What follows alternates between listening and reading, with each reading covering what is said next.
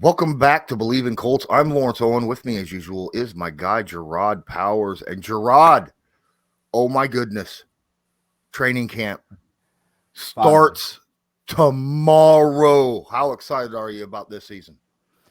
I'm excited, man.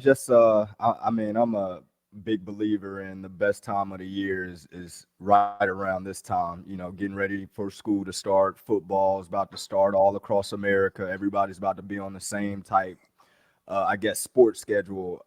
But it's always exciting, especially when you hear training camp. Everybody's reporting.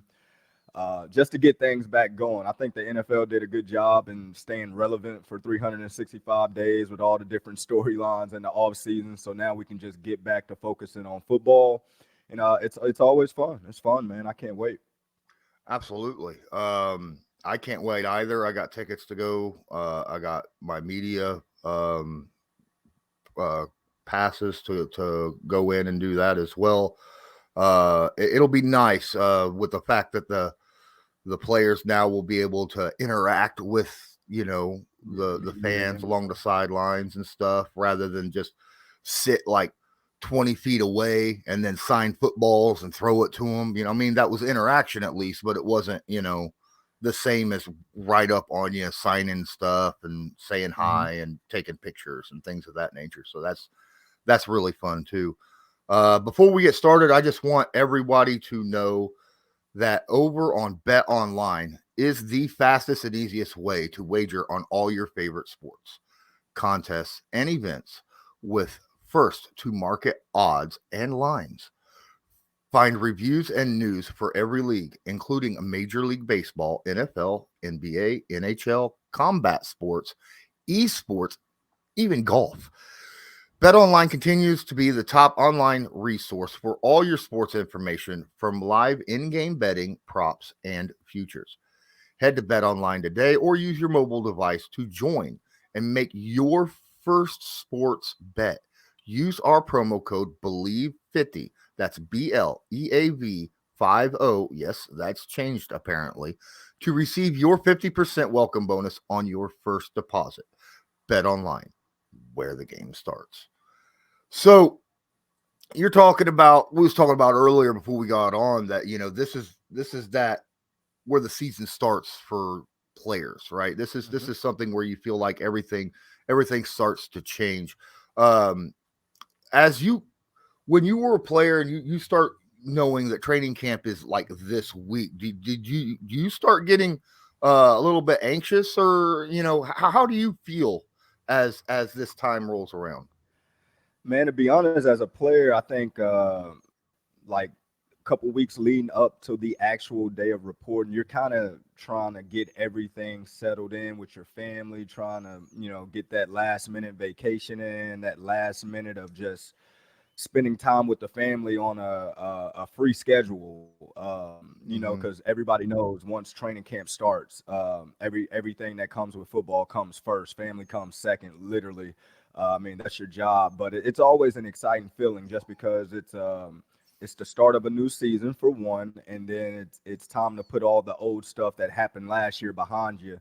And people tend to forget about everything that happens last year when the new season comes along. So, just listening to some of the interviews of the guys that's reporting today, you hear everybody saying, last year's behind us. They're ready to just move forward, get going with this season, and being ready to accept new challenges and all those things. But as a player, it's always fun to start a new year.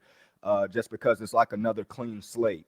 Everything that happened in the past, anything that happened before, like I said, you get an opportunity to start day one with the coaches, with everybody to kind of give that impression that you're ready to go and everything. So it's an exciting feeling just because you want to start the year off right, and everybody wants to have a great camp heading into the season. But it's always an exciting feeling.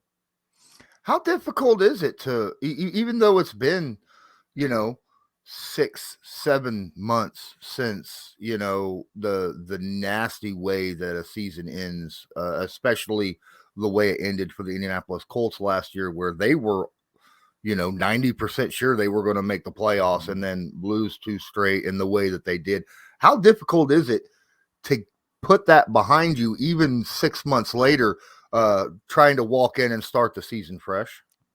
It's really hard to start the off season when you start your off season. So as soon as that season is over with and you're getting into your off season, it's kind of hard to put, that bad taste in your mouth, out of your mind, or whatever the case may be. I think, but every professional knows, every coach knows, when you start a new year, it's a different team. Everybody that was on that team last year is not on this team this year. So you look at it like, that's why I say you look at it like a new slate. You look at it like a fresh start, just because you got new faces that weren't involved in that Jacksonville debacle that happened at the end of the year, and they don't know anything about it. They just heard stories or whatnot. So once the season started, and once these guys report today, I'm pretty sure that won't even be mentioned in the building or within the team, just because it's a new team, new faces, new identity, new quarterback, new pass. Like it's just so many new faces that you're trying to start this thing off fresh, and that's exactly what it is, a fresh start. Good, good. Now I assume it's much better to come off a successful season, where you don't have. Do you actually, when you have a successful season, do you have to? Is it just as important to put that behind you as well as it when you Yeah. have a failure one? No, definitely. I remember my rookie year, we go to the Super Bowl. We win 14 straight, go to the Super Bowl, lose the Super Bowl. Of course, that's a bad feeling, but just totality from the season. I mean, we had a great year. Mm-hmm. A lot of accomplishments. A lot of guys broke some records and all that. And I remember going into the building as a second year player thinking it was going to be, oh, this is going to be easy again. I mean, I'm pretty sure we get it. We got everybody coming back. I'm pretty sure we'll win 14 more. And we barely made the playoffs that year. I think we went 10-6, got the wild card, end up losing first round in the playoffs. But you got to forget everything that happened the year before. My third year, we go 3-13 or whatever it was when everybody got fired. So we going into the off season, and literally everybody forgot about it. Luck comes in, and the very next year we go 12-4 or 11-5, whatever the record was that year. So things from year to year in the NFL, it changes, man. I know you got a couple teams that consistently bad every year, but normally your good teams, you might have an up and down type year to where you might not be as good as you was the year before, but the focus, the drive, the motivation, the core values, all those things are still in place because you have your core guys. And that's why you see a team like, let's just say, the Pittsburgh Steelers, even though I know as Colts fans, we don't like those guys too much, but you can see those guys have a year to where it might be a down year for the Steelers standpoint, for the Steelers standard, and then the very next year they're back at the top or whatever the case may be. And it's the same thing with us. We got a standard here in Indy, with how we play and expectation and all those things. So last year, of course, the fan base and everybody knows that's not how we wanted to end the year or those things. But I think going into this year, our expectations and standards are still high. So we expect those standards to be met. Thank you for watching Jerraud Powers and I here on Bleav in Colts, part of the Bleav Podcast Network. Don't forget to smash that like button, hit subscribe if you're not subscribed, and tag that notification bell so that you're notified next time we upload a video or go live. And don't forget, you can hit that little red share button, help us out a lot with exposure and getting our stuff out to more fans. Now, let's get back to the video. Walking into training camp, the day that you come in to report, what's that day like? What kind of stuff does a player go through their opening walking in? Is there like all new stuff that they got to get situated, and who do they report to, that kind of stuff? I'm just curious I from a got you. player standpoint. It's almost like first day of school type of thing. I mean, of course, you go through your off-season workouts, the OTAs, the mini camps and all that, but literally everybody is not in the building at one time together. And this is the first time where everybody's going to be there. So you're excited to see some guys that you haven't saw, in a few months. You're excited to see some coaches you haven't saw in a few months. And you're excited to get going. But as a player, the first thing you do when you get to training camp is you're trying to get your room situated to where you're going to be comfortable. You're trying to get as comfortable as possible just because you're going to be in this room, in this dorm, or in this area for the next month. You're just going to see the same guys, the same people, the same training staff. you're going to see the same people over and over and over. You're going to get lost with the day. You're not going to know what day it is. And you're just going to be on this itinerary schedule, from the time you wake up until the time you go to sleep. So the main thing you're trying to do is get everything that you can possibly get situated, far as where you're staying, the room, whether it's hotel or whatever the case may be. You're trying to get as comfortable as possible, just because you're locked in now. You know that you got to focus on certain things, and you're trying to eliminate all distractions as possible. I don't think training camp in today's world is as bad as it was, in the past. Yeah, practices can be tough here and there, but there's not 2-a-days anymore. So guys know it's just going to be one big practice, so people can deal with it. But it's fun, man. It's one of those times that this is the 1 month that we have to do what we have to do to get ready for that week one, and that's what everybody's preparing for, just trying to get ready for week one of the season. Yeah, you were talking about the 2-a-days, and I was just watching the man-to-man pod yesterday, and he was talking about over in New England where, if you made it through all of training camp without missing any time, including, the extra 2-a-days of stuff, you would get an Ironman t-shirt at the end of the training camp, kind of as a reward, and people would wear that as kind of a badge of honor. Did the Colts have anything like that as well? Any kind of badge of honor type stuff?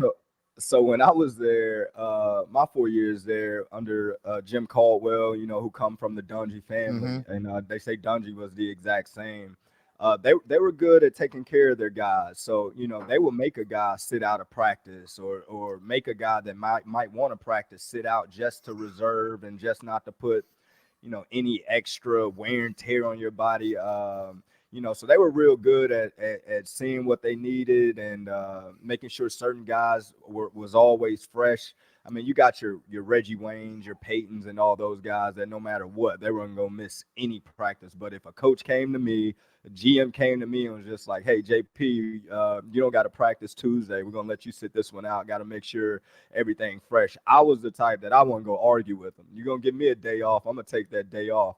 I mean, when I was there, coaches and the staff, front office staff, they were good about just trying to take care of certain players. Because the main thing, just like the other team, you don't want to get hit with the injury bug at all.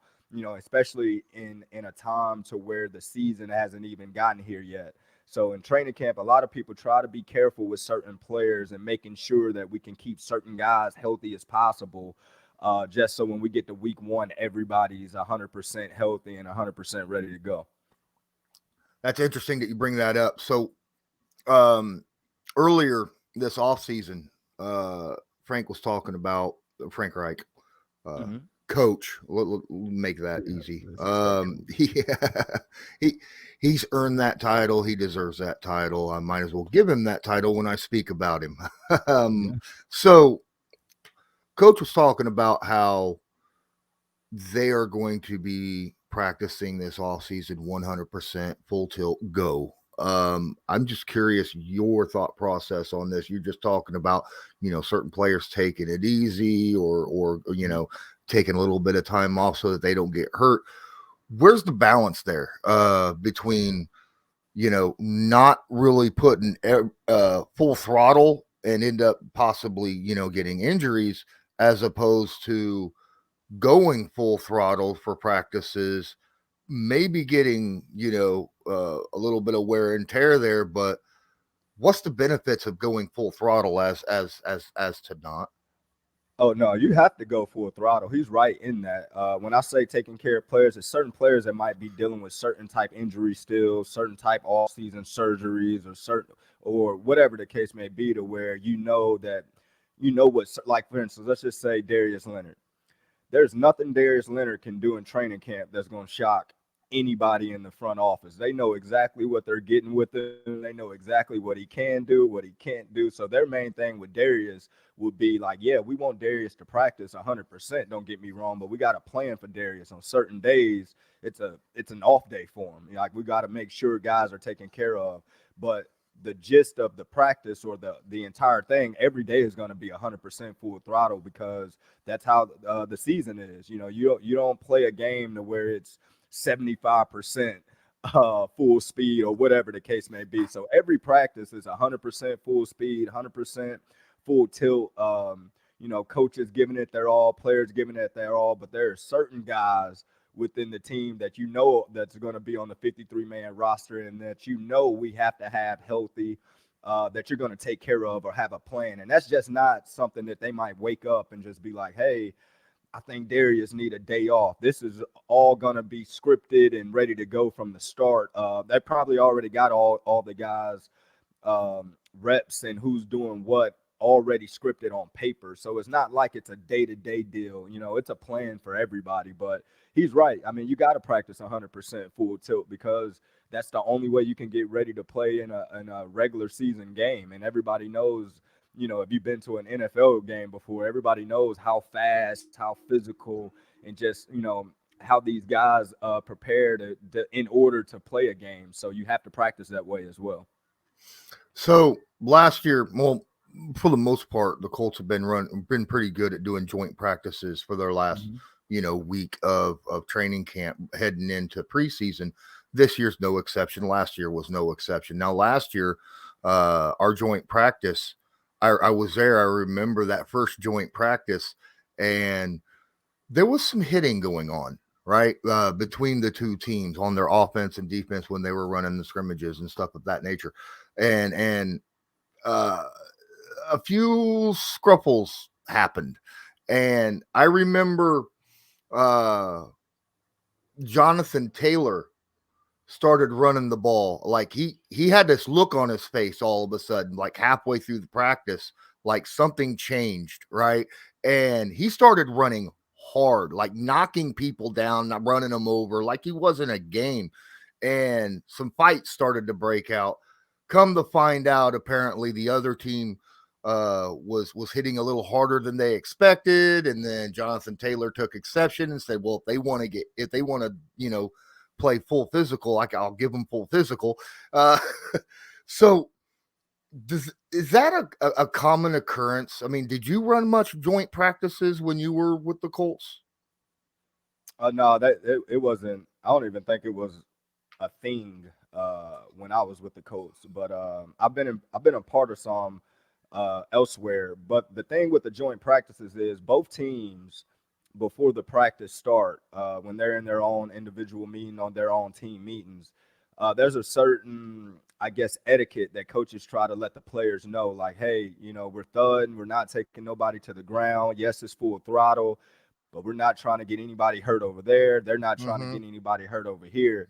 But when you practice with your own selves, when you practice with your own team, and let's say it's been 3 weeks of training camp, and like you said, it's the last preseason one, and we're doing a joint practice. Sometimes guys are just excited to go against somebody else, rather than seeing the same people they've been going against. So it gets a little intense, gets a little, guys are just excited to, like I said, compete against somebody else. And the fights and stuff, that's expected. I mean, you go to any joint practice around the NFL, at some point during that day, it's going to be a couple fights, whether it's one-on-ones with wide receiver DBs, whether it's, run drills with the O-line, D-line, whatever the case may be. There's going to be fights and all that. It's expected. That's the main thing with practicing with another team, is just getting you kind of in game mode. You can be in training camp and just, we got another day. It's Wednesday. We got another day. But when they say, hey, the Philadelphia Eagles is coming to town, we got practice Thursday against them, you almost feel like it's a game-like situation, even though it's still a practice format, scripted like a practice and all that. You just get excited about going against someone else. I mean, football is a brotherhood. You're not out there trying to get anybody hurt or anything, but I'm a Jonathan Taylor type guy. If coach say that we're gonna be this way, and you're not feeling like the other team is holding up to their end of the stick, of course I'm gonna run a little harder. I'm gonna lower that shoulder a little bit. If we fight, we just fight. But at the end of the day, everybody keeps it on the field, and once those practices over, I mean, those same guys, like I said, it's a big brotherhood, and everybody's just excited, just trying to get ready for the season. This channel is proudly sponsored by the Backroom Collection. They do beautiful sports canvas art with football, basketball, baseball, and other sports themes. Special orders are accepted and autograph pieces are available. Many Indianapolis Colts signed pieces will be available beginning in November. Just use your discount code CL10 to purchase the pieces you want to spice up your living area. That's CL10. Okay, so the way you were talking, oh, it's another Wednesday, it's another practice. Does it get monotonous? And do coaches ever do stuff to try to make things not so monotonous when it comes to, day in, day out, same time, that type of situation? Yeah, once you get into the first week of training camp always goes by kind of quick because, like I said, Mm-hmm. everybody's excited. It's all kind of new. You're seeing like on the days what you're going to be doing and all that type of stuff. And then the second week of training camp is when it really starts to get tough. It really starts to like you really got to have a strong mentality, a strong mental to kind of get through. Now your body is sore. Now you're feeling a little aches and little bruises here and there. You got to get up early to do certain things and all that. So you get into this like mode of it's another day. It's another day. Even though you still got the mindset of I have to get better. I have to get better. You start peeking at that schedule a little bit, like, oh man, preseason 1 is 2 weeks away. All right, well, just because once the games start, you kind of forget that you're still in training camp mode. So even when the preseason games is going, you almost feel like, man, it's cool. Only got 3 weeks of like training camp practice, and we got another game, so they got to take care of us like even a little bit just to like make sure that our bodies are ready to go to play a game. So until the preseason games start, yeah, you kind of get in that mindset of like, man, here we go, another tackling circuit. Man, here we go, another 3-hour practice or whatever the case may be. But a good thing that good coaches do is they might surprise you with an off day. You might be walking the individual. I mean, you might be walking on the field, getting ready to stretch, getting ready to do your thing, and a coach might just blow the whistle like, hey, we got team competition at the bowling alley or something. The whole team loads up, go to the bowling alley, and it just gives you some type of break to where you feel like they're throwing you a bone. So in your head, you're like, all right, tomorrow at practice, I'm gonna be ready to go. Just got this extra off day, had some fun with my guys. Now I'm ready to go. Like it's almost like a refresher. So good coaches do that. But you got some coaches, they just grind it out, man, the entire time, which can be tough. And there's no right or wrong way to go about training camp. Everybody do stuff differently. Some training camps are easy compared to other teams. Some teams are harder compared to other teams. So, every coach got their own ways about going and how to handle training camp and trying to keep their guys mentally fresh and mentally ready to go. In your experience, it was, the day-to-day aspect of training camp more difficult than during the season? Yes. During the season, you get into your routine. Everybody has their own type of routine. Whatever you do on Mondays, whether it's, hey, every Monday I go in, I get my workout in, I watch film with coach, I go to the training room, get my body taken care of. On Tuesday, I do this with my family. I don't go to the facility. Everybody has their own routine during the season to almost try to just keep your sanity. Because if you don't have a routine, you can kind of lose your mind with how the craziness that goes on into an NFL season, because when you're a player, you see it from the inside out. Rather, as a fan, you see everything from the outside in. So you get into your routine, but in training camp, there's no routine. Like it's literally every day is almost the same day. If that makes sense. Like yesterday, we were in full pass, 3-hour practice. Shoot, tomorrow we're going to be in full pass, 3-hour practice. The next day, we're going to be in full pass, a 3-hour practice. So it's almost like the same thing every day when it comes to training camp. And you just got to mentally grind yourself through it. And once the season get here, it's easier on your body just because, you're probably going to be in pads one day out the week. Practices is almost cut in half. You're not out there just, dying on the field. It's more film study. It's more, trying to get your body ready and all those other things that come into, helping guys be the best they can on Sunday. Because once the season get here, that's the only day that matter is Sunday. Even though the rest of the days matter, don't get me wrong, but Sunday, man, at the end of the day, it's a win-loss league. That's the bottom line. You either win or you lost on Sunday, and everybody wants to win. So leading up to Sunday, everybody's trying to do whatever they can to be the best that they can for Sunday. I'm trying to remember who said this line. Maybe you could help me out. We get paid to practice through the week, and then Sunday is a bonus day. Someone Marvin said, Harris. Yeah, you get paid. You get paid to practice. Sunday should be just fun. You're just letting it out. hmm Letting it go.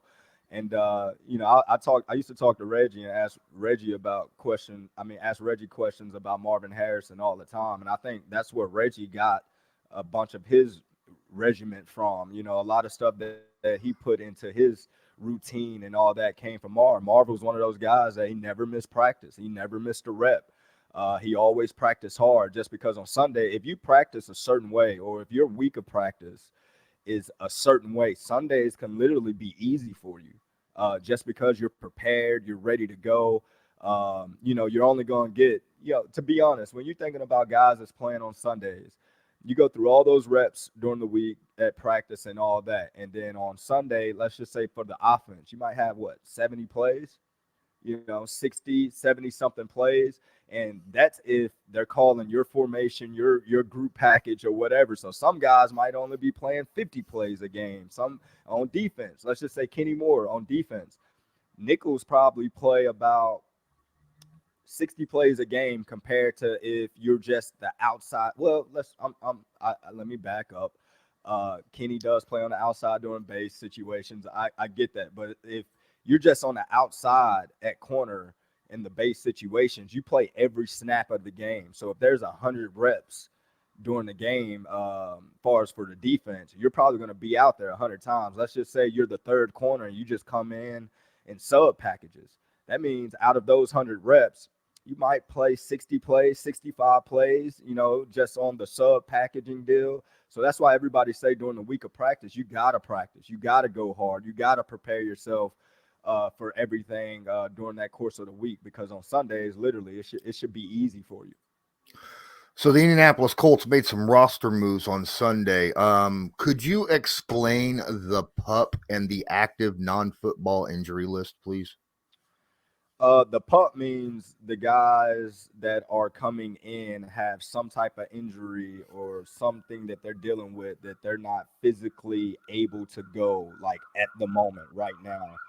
Darius Leonard. We can just keep talking about him. He recently hmm had back surgery, so of course, we're not expecting Darius Leonard to be able to practice, tomorrow at training camp. So if you're not able to practice when training camp starts, they put you on the PUP list, which means now you have time to get healthy. You have time to get healthy to do all those things before the season start. And then the non-active football injury list means you had an injury off campus. You had an injury somewhere else where you were not in the Indianapolis Colts care, if that makes sense. So you get some guys that might have an injury while they're training back home or whatever the case may be, and you get put on a non-football injury active list. For that way. So it can get kind of confusing and all those type things. Like Darius Leonard, I'm not worried about at all. I think he's going to be fine. I don't think it's going to be such a major deal. The thing is, when the season gets here, you'll see guys coming off that PUP list before the season starts. And if Darius is still on there, I'll be concerned a little bit. But I'm not concerned at all with him right now. I think it's more so of just taking caution and just trying to protect your star. So the PUP list, those guys that are on the PUP list can come off at any time. They can come off the very next day. I'm gonna have to go back and check my thing. I think when you start on the PUP list, I think you automatically have to sit out a certain amount of weeks. And I'm not sure how it is. I don't want to say nothing right now, but I want to say it's like a time period that you have to sit out now, and they have to take you off before a time period as well. Okay. All right. Well, the Colts announced four people went to the PUP list. That we've already discussed Darius Leonard. Also defensive lineman Tyquan Lewis, who had that knee injury on that interception return. As many of you may remember, Rodney McLeod, the new safety we picked up that came over from Philadelphia, and then second-year wide receiver Michael Strawn is also on the PUP list. I brought up the active non-football injury list because the rookie Eric Johnson II was placed on that. So just wanting everybody to know what's going on. I'm kind of excited. I'm curious how things are going to go. Now the Colts generally, you start off in like shells, right? You don't go. Your first 3 days of practice is going to be some type of helmet and short combination, whether it's normally now if you got on helmet and shorts, even under your pads, they got like special padding that you can put in, but it's still, jersey and shorts, no shoulder pads or anything like that. So you'll do the first 3 days helmet, shorts, and then that fourth day it might be shoulder pads and shorts, and then by that fifth day you're full pads, full throttle, ready to go. That's basically trying to get everybody kind of used to it, get their bodies used to doing that, so that you're not overworking someone. Yeah, those first couple of days, you're trying to really make sure everybody's in shape, ready to go. You don't want to start that first day of practice in full pads, and all of a sudden you get some injuries popping up, and guys just not ready to go. So those first couple days is just to make sure everybody's ready to go, acclimated with how the practice regimen is going to be, all that type of stuff, and you build up into the full pads. And once the full pads is on, especially in training camp, it's probably going to be full pads for about 3 or 4 days until you get like a break from the pads. Okay. All right. Is there anything else you want to go over before we end up in this podcast? No, man. I word through the grapevine is far as I was talking to some guys about the wide receiver room. And it's a lot of excitement with Alec Pierce, man. I heard just far as from a mentality standpoint, said the kid's ready to go. And I think everybody's excited about him, and it's a huge opportunity ahead of him at the moment. And I'm just excited to see how that wide receiver room shakes up. Just because I think everybody was kind of thinking that Chris was going to bring a vet in the room, and I think me and you talked about it. Several podcasts ago, how Reggie can kind of be the vet in the room. Mm-hmm. And word on the street is he got a grip on those guys. He got those guys that's bought in. They're ready to go. They're listening to every word.